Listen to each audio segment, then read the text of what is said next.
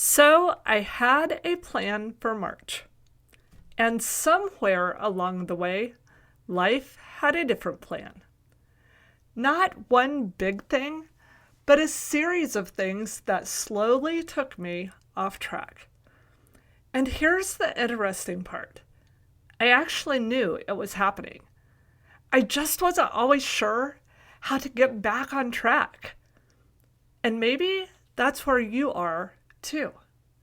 Not completely lost, just pulled in a lot of different directions, trying to figure out what to do next. So today, I want to talk about what it looks like to reset, but without feeling like you have to start over.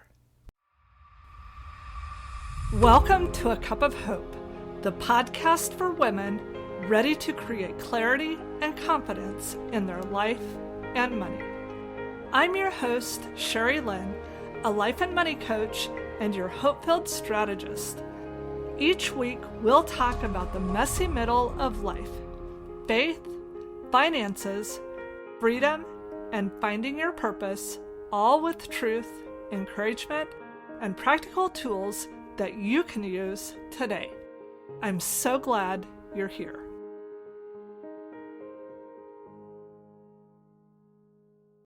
Here's today's cup of hope. You don't have to start over. You just need to learn how to step back in. Because disruption doesn't erase your progress, it just interrupts it. I think one of the first things we have to understand is this. Disruption is not failure. There's a difference between falling off the track and being knocked off the track. And life, real life, has a way of interrupting our plans. This doesn't mean we failed. It does mean we're human. For me, this wasn't one big thing. It was layers. I had already made a decision and a commitment late last year that was taking way more time and energy than I had ever expected. Then, I broke my foot at the end of January, which made everything more difficult and slowed me down just a tad. Then, the very day that I was told I could trade my walking boot for my regular shoes, I had a water leak in my basement. This meant moving the contents of half my basement and tearing apart the space I used to record this podcast. So it wasn't just one moment, it was layers that slowly took me off track. And I think that's how it happens for many of us. And maybe you're like me, in the middle of the chaos, all the thoughts start creeping in. I'm behind. I should be further along. How can I ever catch up? How do other people do it? But here's the truth. Those are the thoughts that keep us stuck, not the situation itself. This whole situation actually made me think back to something from when I was younger. I played basketball in middle and high school, and there were times, many times, I would get into foul trouble or start rushing things and just not playing well. Or maybe I was the one who got fouled. Either way, the coach would pull me out of the game. But here's the thing. I never once went to the bench, plopped down, and said, "Oh, well, I just failed." And I certainly never thought, "Well, I guess I'll just quit." To be honest, I can still hear my coach yelling, "Get your head in the game." But here's the deal. My coach didn't pull me out as a punishment. It was a reset. Maybe it was to slow things down or to slow me down. Sometimes it was something I did. Sometimes it was something that happened to me. Either way, I still needed that reset. I'd sit for a minute, or maybe a few, catch my breath, grab some water, get a little pep talk, refocus, but then I was back in the game.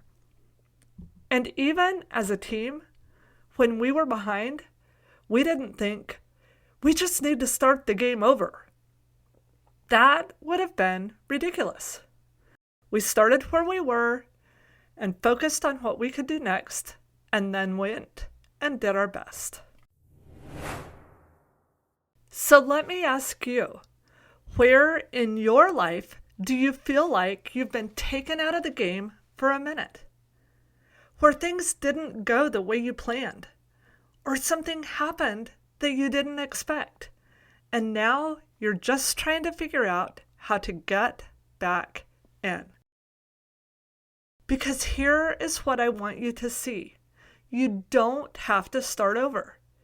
You just need to step back in from where you are. I was talking about this with my coach and my coaching group, where we set goals, track our progress, collaborate, and hold each other accountable. I actually had a plan to clean and organize my basement this year. It was broken down quarter by quarter. And to be honest, I didn't fully complete what I had planned for first quarter. But here's what is interesting.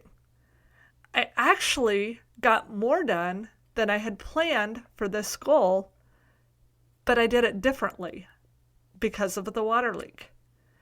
And what I did do is now making things much easier for this second quarter. So I didn't fail. I'm not starting over. I'm still moving forward. It just looks different than what I expected.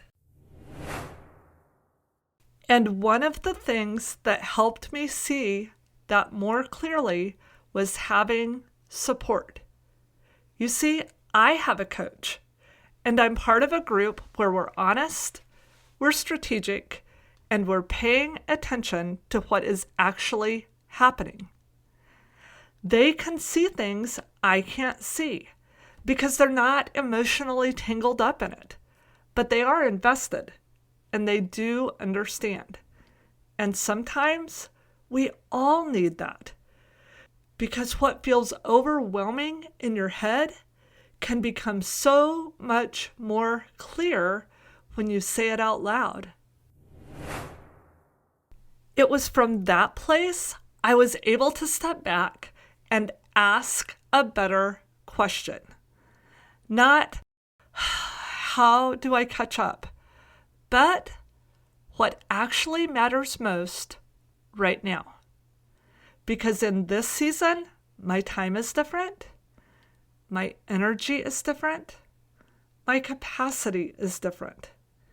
And instead of forcing my old plan, I had to adjust to what was real. And that's where boundaries really begin. Not as restrictions, but as your protection. They protect your time, your energy, your capacity. And to be honest, that is real freedom.